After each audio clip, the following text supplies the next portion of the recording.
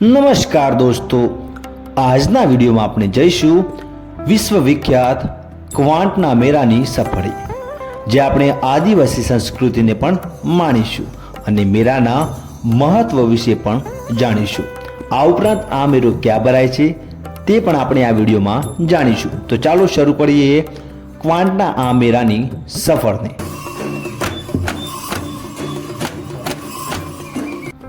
ક્વાંટનો મેળો છોટા ઉદેપુરના રાઠવા જાતિય આદિવાસીઓનો મેળો છે. વડોદરાથી આશરે 100 કિલોમીટરના અંતરે છોટા ઉદેપુર જિલ્લાના ક્વાંટ ગામમાં હોળી પછીના ત્રીજા દિવસે આ મેળાનું આયોજન કરવામાં આવે છે.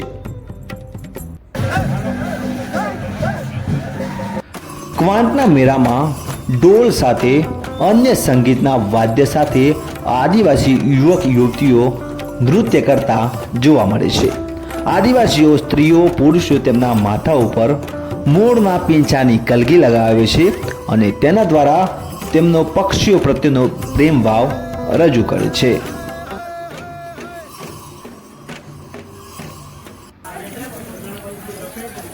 આ મેળામાં વિવિધ 25 ગામોમાંથી અને મધ્યપ્રદેશ રાજસ્થાનમાંથી અસંખ્ય આદિવાસીઓ રંગબેરંગી પોશાક પહેરી આ મેળામાં આવે છે.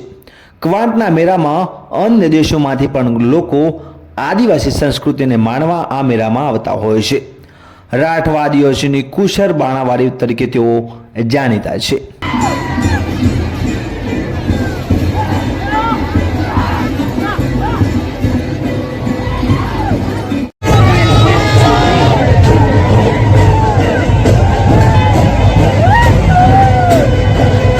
મેળામાં યુવાનો પોતાના આખા શરીર પર દોરા ટપકા કરીને દોરે છે તથા મોરના પીંછાઓ, વાંસની રંગીન ટોપીઓ, બળદના ગળે બાંધવામાં આવે તેવા ઘૂઘરાઓનો કંદોરો બનાવી પોતાની કેડ ઉપર બાંધે છે. ત્યાર પછી ઢોલ વગાડવામાં આવે છે. યુવાનો તાલબદ્ધ રીતે યુવતીઓને રીઝવવા નૃત્ય કરે છે. નાચતા સમયે ઉત્પન્ન થતો તાલબદ્ધ ઘૂઘરાનો અવાજ આવે છે. આદિવાસીના મેળામાં લગ્નથી પણ જોડાતો હોય છે અને તેમનો આ સામાજિક જીવનનો એક ભાગ પણ માનવામાં આવે છે.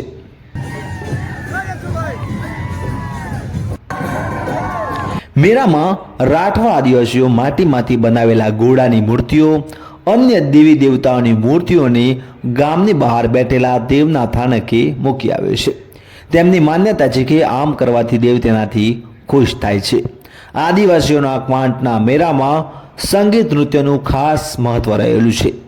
જોડિયા પાવા, ઢોલ, પીહો જેવા વિવિધ સંગીતના સાધનોથી મેળાનું દ્રશ્ય અનેરું બને છે.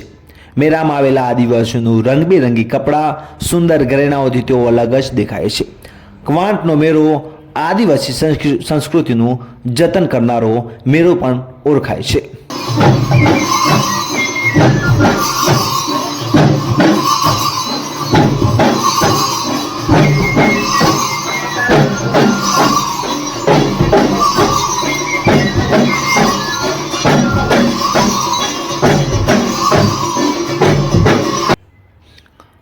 આ મેળામાં ક્વાંટ તાલુકા સહિત આજુબાજુના રાજ્યો, મધ્યપ્રદેશ, મહારાષ્ટ્રમાંથી લોકો આ મેળાને માણવા આવે છે.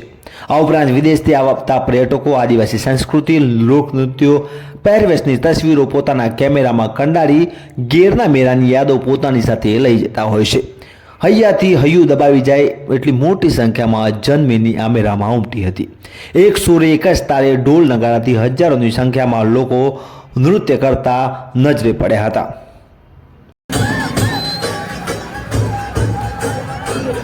ક્વાંટના મેળામાં પરંપરા મુજબ વિશ્વવિખ્યાત ગીરનો મેળો ભરાયો હતો, જેમાં વહીવટી તંત્ર દ્વારા મેળા માટે પૂરતો બંદોબસ્ત પણ ગોઠવાયો, જેને લઈને મોટી સંખ્યામાં લોકો ગીરના મેળામાં ઉમટી પડ્યા હતા. મહત્વનું છે કે આ વખતના મેળામાં રાજકીય રંગ પણ જોવા મળ્યો.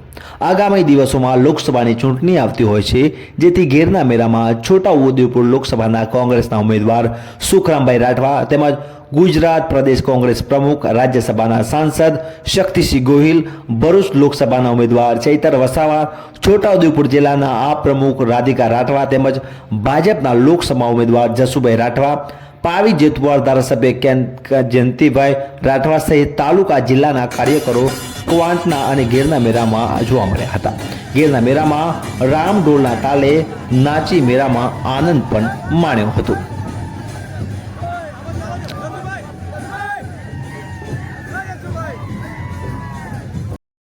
ક્વાંટ નગરમાં વિશ્વખ્યાત ગીરનો મેળો ભરાયો. વર્ષો જૂની પરંપરા મુજબનો આ મેળો ભરાયો.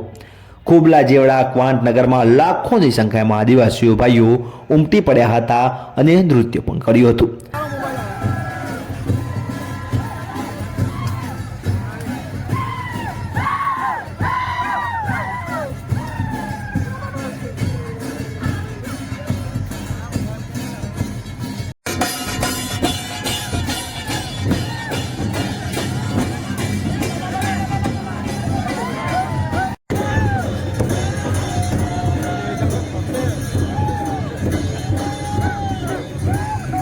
આ મેળાને જોવા દૂર દૂરથી લોકો પણ જોવા મળ્યા હતા.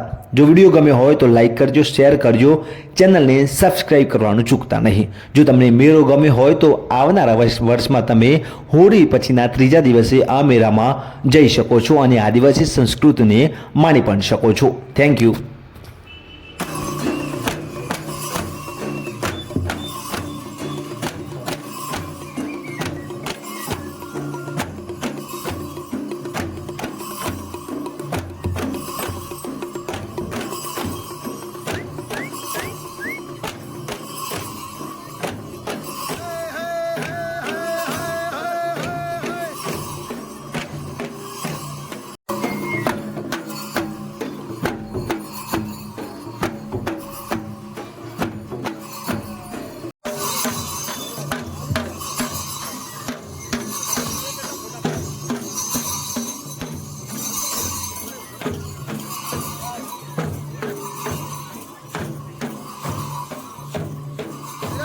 સાહેબ